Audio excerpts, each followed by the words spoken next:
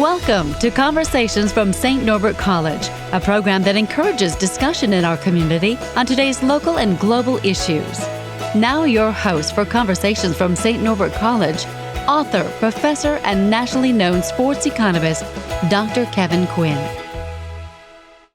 Welcome to Conversations from St. Norbert College. I'm Kevin Quinn. Our special guest is acclaimed humanitarian photographer Lisa Kristine, and we're going to discuss her photography and what inspires it. Lisa, welcome to the program. Thank you so much, Kevin. Well, let's start off by the question, what is a humanitarian photographer?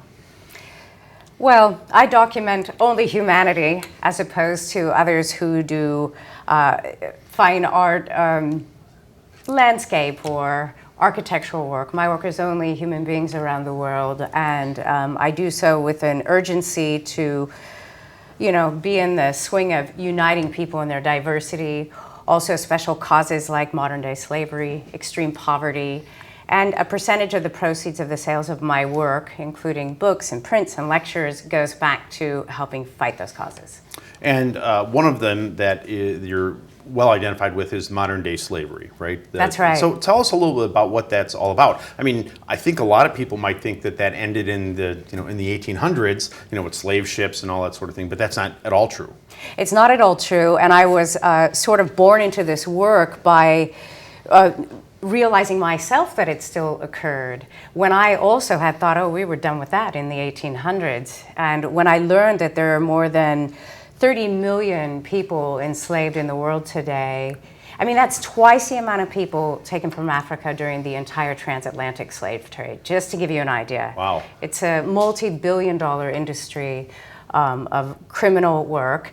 And I was so taken aback by learning that it actually does exist that I couldn't sleep, and that's how I kind of arrived into doing the work around it to raise awareness. So you started out, if I read correctly, graduating from the Fashion Institute of Design and Merchandising in San Francisco, right? That's right. Now, how did you get from there to what you're doing now? Right, that's a great question. I have always been involved in the arts, music, writing, photography.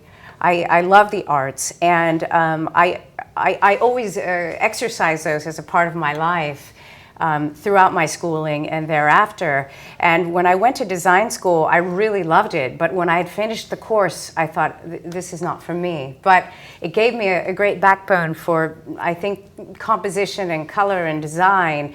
And, my work was initiated by going out into the world to learn about other cultures, right? All these vulnerable cultures, very vulnerable to change. And learning from them and about them. And then that kind of got born into the greater work of, inspiring diversity. And I was suddenly hired by an agency who had viewed my work by chance. And they started to pay me to go around the world, which was already what I had been doing. And I remember that moment of, gosh, it's so great that somebody would pay me to do this tremendous work that I would do anyway. Very few people are fortunate enough to be able to say that they would do it for free. Yeah. But somebody will pay them to do that. I mean, that's in many ways one of the really important keys to a happy life. Well, going to a design school in San Francisco, which is one of the great hotbeds of innovation and creativity, literally in human history, what was that like? Oh, it was so much fun. I'm a native San Franciscan, actually, and so it wasn't that I, was hasped so far away to go to that school, but I did really enjoy it. I loved all the teachers there, and I loved the process of learning there. And it was something that I selected, very unlike when we go to elementary school and high school, and that was super empowering. And during those years, that's when I really felt like, wow, I want to go out and see the world. And so I worked, and I also saved all my money during that time in order to exercise a trip out into the world, in which, of course, I brought my camera. So what was your first trip? Well, I originally left the day after graduation. Day after graduation. The morning after, I had a flight, and I bought a one-way ticket. I thought I'd be gone a few months, and I was gone a few years. Oh, my. So I was backpacking around Europe, and then I was in North Africa and the Middle East, and then on to Asia. And I immersed myself in different theologies and philosophies to learn about them. And all the while, I photographed, and I stayed with these amazing people in remote areas. And it was like, it's funny because that's what I feel my true university has been, is being out in the world. And well, that's true. I mean, we like to think of, your college years or your university. Yeah. That's just the beginning. That teaches you how to appreciate all that goes on. So yeah. What did it felt like when you got off the plane? Where'd you get off the plane? Do you remember? Yes, I think it was in Denmark. In Denmark, yeah, okay. And I began there, and I have some relatives there too, so I was able to visit with them and, stayed there a little bit, and then on to England and Paris and France and Portugal, and just kept going. What a cool thing to do. I mean, so many folks, they get out of school and the first thing they have to do is get a job, earn a living, buy a house, all that sort of thing. It's very, very freeing. I urge everyone to do it. Do it. So, what are you trying to accomplish with your work? In other words, what drives you when you have a showing here at St. Norbert? Yes. What do you want people to think and feel after they've viewed your work? Well, the work on modern day slavery, the reason that I took on the project was because of my own ignorance. And I didn't realize, like most Americans and people, across the entire world, that slavery still existed. In fact, the different organizations that existed then to fight slavery couldn't get funded because nobody believed that slavery existed. So a lot has come to light around the issue, and I like to think that a part of that is my work, documenting it. So what I had hoped to accomplish is to get the work in front of millions of viewers, and to have the viewers cultivate a connection with those subjects in the images, and to become aware of what's occurring in our world. Because slavery is illegal in virtually every country in the world, and yet it exists pretty much in every country in the world. What form does slavery take? I mean, we think about it, I think, as, folks working on plantations, right? Very agricultural, very institutionalized. That's not quite how it is that right? So what are the different ways it manifests itself? Right, well, two things. One is, why don't I give a quick definition of what it is to be enslaved? That was my next question, actually. Because, like, what does that mean? It's someone who has been lied to and exploited. And someone who is forced to do an occupation that they did not wish to do. Or if basically they didn't wish to do it. They are not paid, they're under threat of violence, and they have no choice to walk away. That constitutes slavery.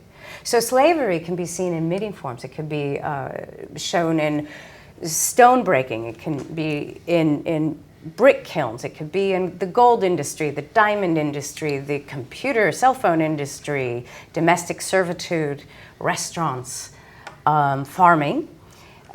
Just so many sex trafficking, of course, and in textiles as well. We hear probably more about the sex trafficking here, and I think there's a growing awareness of it, mostly connected to Asia, but I'm guessing it's probably everywhere in the world that young people are at risk for that. Which is, but can you talk about some of the ways in which your average middle-class American, how does this intersect with their own lives? In other words, what are the products that they wind up buying, et cetera, that might be tainted by these practices? Well, they're actually creating apps at the moment that will help to ascertain how it is that we unknowingly participate in the supply chain. Mm-hmm. For sure. And that will be a huge, I think, improvement. There are also the ILO, UN's ILO is doing a wonderful project called 50 for Freedom. Right. International Labor Organization. Right. Yeah. And they're trying to get a bunch of countries to sign up to end slavery, because it's not like it's legal, it's that people don't know about it, and it exists, much like crimes do, because there's not enough attention sometimes put toward them. And just like an ushering forward of having people be responsible in their own communities. Between 100,000 and 300,000 U.S. children, that's beneath 18, are sold into slavery every year. So 100,000 U.S. to 300,000. citizens. Wow. Right? So it does. It does occur, and it occurs in a lot of communities that we would not think that it does. The first U.S. project I ever did was on sex trafficking in Washington, D.C. And, when I had gone undercover with someone who had previously been in sex slavery, her name is Tina Front, and she runs Courtney's House in Washington, D.C., and she's dedicated to pulling children off the street that have been trafficked. But when we went down undercover into the streets, at first glimpse, one would think that those women and girls, and some young men too, are entrepreneurs or prostitutes on the streets. But in fact, they've all been trafficked, and they're under absolute scrutiny while they're down on those streets. They have no control over their lives at all. Is this getting better, or is it getting worse here in the U.S., do you think?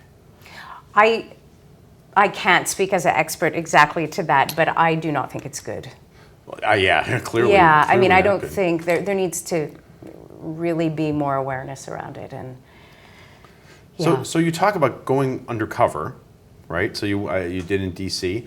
Are you afraid for your personal safety in those circumstances? The folks that are engaging in that, I'm guessing, are not welcoming of your presence. That's right.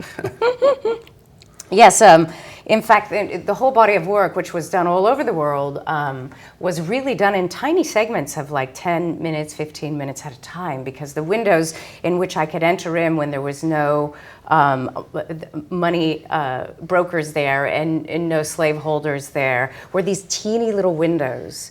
And I was brought in by abolitionists that are intimate to those people in those communities. So each place I would go, I would be brought together with these abolitionists who were my guardians, translators, protectors. And they would often be, like if we went into the gold mines, they would be in different areas looking out, and then I'd have someone right beside me all the time, so that when I was working, I'm pretty focused. If we needed to get going, they would just get me going right out of there. Yeah, that's a level of courage, I think, that most artists probably don't have to get their art. Well, I'd like to show some pictures, if you don't mind. Let's. Here, and these, I believe, are from the exhibit here. So tell us about this one here. This image is of two young boys in Nepal. They're actually brothers, and they are stone carriers. So what they're carrying there are these huge slabs of slate that often weigh more than the children do. So it takes a few of them to hoist them on the other's back, and they are meant to traverse down this very steep Himalayan, mountainous area down to trucks below, where they unload their backs off, and then they hike back up the mountain again to get more. But these tiny children are doing that. There's elders as well, but a lot of kids. So did you get a chance to talk to these two kids at all? Yes, well, with my translators, absolutely. And when they were in motion working, right? Because my whole, my being there really required for me to not in any way interrupt what they were doing and to keep them safe.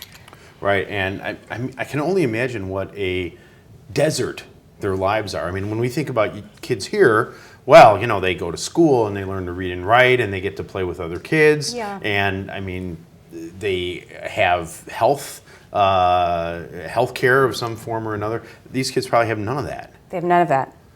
So they have none of that. And if they fall and get hurt or get ill, they don't get to go to a doctor or a hospital. And if they pass away, which frequently people that are enslaved do because they're in these very dire or horrific circumstances, they are very easily replaced. And what do they do with these slates? What do they do with those things? Well, here we go back to the supply chain. So those are sold to companies, and we have them as tiles and countertops and in our own homes. And I think one of the things with the supply chains is when an importer goes to purchase things to bring to the U.S. or any other country, it's simply a purchase. One isn't thinking that slavery exists, so nobody's checking to see where it actually came from. There are now being, laws instigated that you have to know who your supplier is and where it came from and how it was obtained. But those are all changing because of awareness. All right, and who would know necessarily, right? Yes, exactly. Well, here's another one here, which is actually one of my favorites of the whole bunch. Tell us about this one. This was made in Nepal in a brick kiln. The brick kilns can get extremely hot because not only are the temperatures hot, especially in India, they could reach like 130 degrees, but the kiln beneath them is just stoked with this heat to cook the bricks. These workers basically stack bricks on their head every day, up to 18 at a time, each brick weighing more than 4 pounds. And all they do is stack them, walk hundreds of miles away to unload them either in trucks or in piles, and then they return to the kiln and do it again. So this is a 16, 18-hour day without pause, no breaks. Are they allowed to talk to each other? Can they interact with each other? I mean, humans being humans, it's tough to completely dominate the spirit and that that socialness of the animal that is us. So tell us about observing some of that, maybe. Some of the joy. When the brick kilns, there was a little talk, but not a lot, because I think it's such a monotonous task. And it's just they're imbued in this dust, and it's like they have a blanket of dust on, and it's just very mechanical. That was a place actually that I kind of lost it. I started crying, and the abolitionist next to me was alarmed and said, "You cannot do that here." Now, there's other places where I've viewed slavery, like the gold mines that were water-oriented in Ghana. And there, there's men with babies strapped on their backs, and they're all working to get this gold out of these water holes, in which is poisoned utterly with mercury. But there's a chatter all day in there, and laughter too. So it depends on the circumstance. Mm-hmm. Do you ever reflect upon other ways in which other art forms have tried to kind of go after that I'm thinking about, Dickens, for example, right? Or even Fritz Lang's Metropolis, if you're familiar with that, movie made in the 1920s that's very about that. I mean, a lot of the industrial age and the Industrial Revolution came with it this. Now, it was work for wages, allegedly, or Right. What was it, the jungle in the stockyards of Chicago in the early 1900s. I mean, how do you see your work fitting into that sort of pantheon? I see the work as a vehicle for change. And it's super simple to me, because a photograph by nature is visual, and so it sort of transcends language. It doesn't require somebody to read a great deal. Mm-hmm. You get an immediate visceral response to it because it is visual, and you could see someone's eyes, you could see the dignity, you could see the pain, you could see the hardship, you could see the circumstance in which that person is forced, and the experience that they have to endure. And I kind of trust that speaks for what I am trying to do. I think everybody has their own gift. You're sitting here with me allows many people to get deeper into the story, and that's your gift. Mine is simply to make these images to share with others, And then there's these amazing organizations that are very specifically working to change law, very specifically working to free whole villages of people. Yeah, tell us a little bit about those. The one that I ran across was Free the People? Free the Slaves. Free the Slaves. .net, actually. And they're a wonderful organization that I have collaborated with. There are many organizations that I collaborate with because my purpose is really making images of slavery to make a difference. So in whatever way I could network to get that message out is just super important to me. So International Justice Mission is amazing, and they do work through changing laws and having lawyers fight for people in their injustices, which is so needed in the world. Free the Slaves is largely working now in preventative means to slavery, so to prevent it from ever happening, whereas they used to go out and pull people into liberation through their abolitionists. So all the different organizations, Walk Free, the Freedom Global Network, all of these have different means by which to help eradicate slavery, and I commend all of them. It seems that, and I'm not an artist, I'm an economist, which is probably at the exact opposite end of the spectrum, but I've had an opportunity to talk to people who are professional artists over the years, and it seems that the ones that don't see the line between their lives and their art are the ones that are doing the truly special things. That you connect your art to these other much larger things, I think is probably why it's so compelling. So I read a story about you going deep into a mine. Yes. So talk about that a little bit. Well, when I was in Ghana, there are vertical mines that go into the earth, and they're about 3 by 3 feet, and they're held up by these slim tree limbs. 3 by 3 feet. Yeah, they're very small, and they go straight into the earth, hundreds of feet. And the miners, there's groups of miners called gangs, gangs taken in a different way than we would hear about them here. But those gangs are responsible for each mine, so there's different shafts around. There's no oxygen going down to them. They're all illegal, so they're not properly held up. Again, they've got these limbs, and so they can collapse. But more so, these fellows go into the earth for 48, 72 hours. Like, their eyes are so bloodshot when they come out. My. And the earth is so hot inside. It's really warm and wet. And they go down with these primitive tools and just chip away at the inside of this mine. It's pitch black. They have these tiny flashlights tethered to their head with this tattered elastic band. And I was granted one of those too, and I went down with 5 guys that were all enslaved. And I wanted to feel what it was like down there. And some of the images were made hundreds of feet underground. And I had all the miners remove their headlamps to illuminate one guy's face so that I could get this image and have enough light. But when they come out, they're so tired and they're exhausted, and they have to go up this straight vertical, ladder of hanging onto these limbs with a big load of a sack of stone and their tools. And I mean, they do fall because it's very slippery. It's so intense, their lives. So how long were you down there? Probably a couple hours. Oh my gosh. I couldn't really see, but I could hear all these sounds. You could hear people coughing because people often get very sick because they're just breathing in this dust. And you could hear these tools hitting the side of these cavernous mines.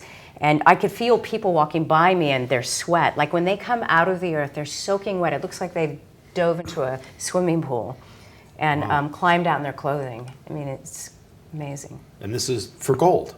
For gold. So here's one of a young girl who doesn't look real happy. No.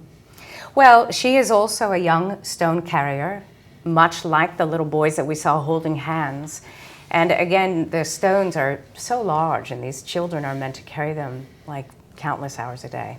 It's always a very tender situation, to be with people that are in that circumstance, because by holding them up, I could get them in trouble, and I was given all these there was very strict rules around documenting people that were enslaved. I couldn't offer any money, I couldn't offer any help, I couldn't promise anything.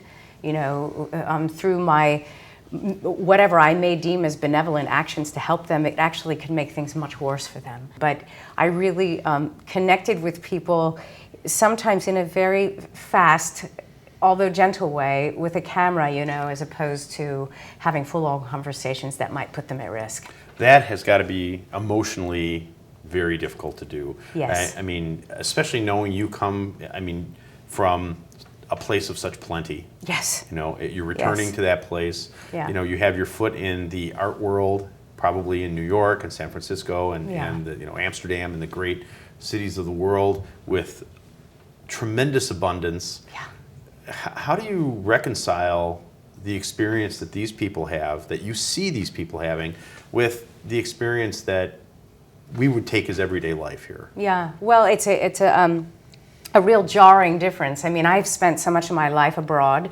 so I'm very used to being in circumstances that are quite dissimilar from my own. However, I've witnessed some really horrible, horrible atrocities that nobody should have to endure, and it's utterly painful. It's utterly painful because I recognize that could be me, it could be my child, it could be any of us. Like, we're not, we live in a world where we feel we're safe, and hopefully we are, but it doesn't mean that we are.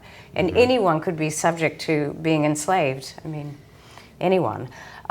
So it's difficult to really bear witness to the underbelly of society in the world, and in the United States too. Like, to feel the power that underbelly has and the strength.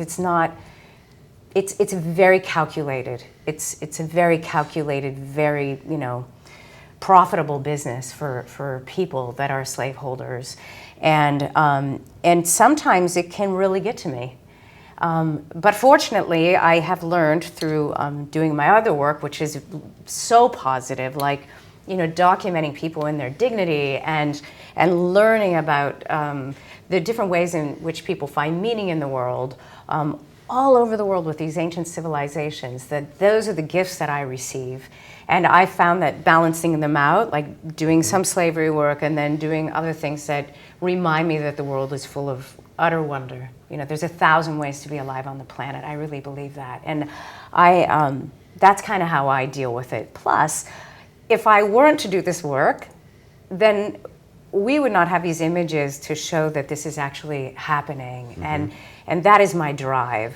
I couldn't not do the work because I couldn't sleep knowing it exists without me having not known and so many people not knowing. Yeah, I mean, this is just one of many areas that you're engaged in. So talk about some of the others. I had the great honor of working in Sardinia, which is known as one of the blue zones. So many people there venture over 100 years old. So in the course of a week, I think I documented like 11 people. Wow. Like a fellow who was 106, who still lived by himself, would walk to the plaza every day, have his cappuccino, go home, come back in the evening, meet his date for the day, have a glass of wine. And I mean, he just had this vital life being 106. I hope his intentions were honorable with the date. I'm not utterly sure about that. But he was a wonderful guy, so finely dressed. Well, I do want to ask you a couple of questions about how you work. Sure. And I'm not a photographer, but I do know that photography requires equipment.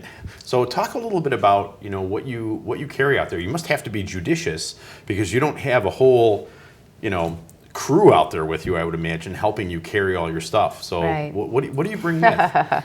Well, I am a less is more kind of person. Since my work is based on the foundation of trust, I try to keep it as quiet as possible because I think the more crew one has around, the less personal it feels.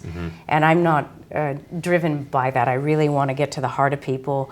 The vast majority of my work is made with the 19th century view camera or technology based on that. Really? So my sheets of film are 4 by 5 inches, and I've got the film. hood over my head. Yes, the vast majority. Wow. And that is just so fun to work with, just really marvelous. The work that I have done on modern day slavery is obviously very different in how one would go about it. It requires speed, spontaneity. I have to be able to adapt to situations and run if I need to run, right? So there went the large format camera for that, and I went back to my 35 millimeter to document slavery.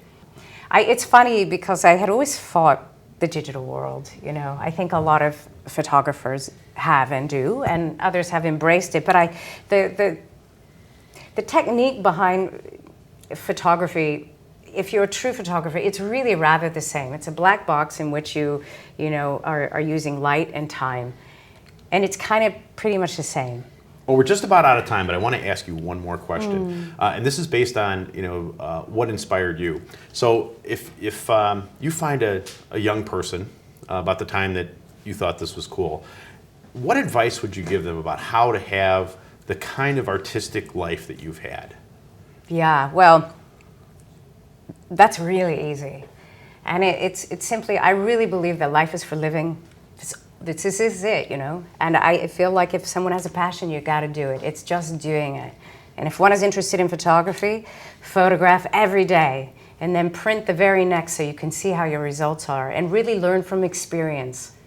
Classes and lectures and all of that is fabulous and wonderful, but really experiencing one's craft and learning one's craft and refining it, that's like the biggest gift.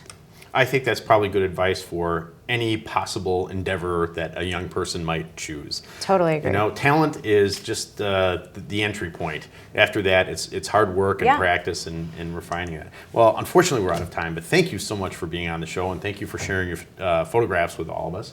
And thanks to all of you. I hope you've enjoyed our show. Until next time, I'm Kevin Quinn.